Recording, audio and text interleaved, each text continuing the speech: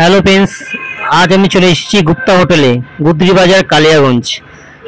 আমি আজকে নিরামিষ ভাত নিয়ে নিচ্ছি মাত্র 50 টাকা দিয়ে। এখানে ভাত, একটি সবজি,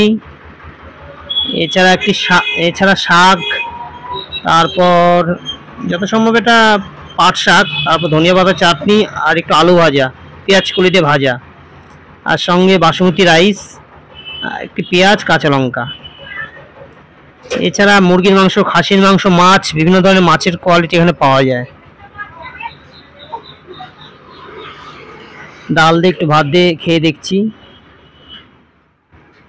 খুব ভালো খেতে। আপনারা সবাই এই হোটেলে আসবেন। হোটেলটি হচ্ছে গুদরি বাজার, কালিয়াগঞ্জ, গুপ্তা হোটেল।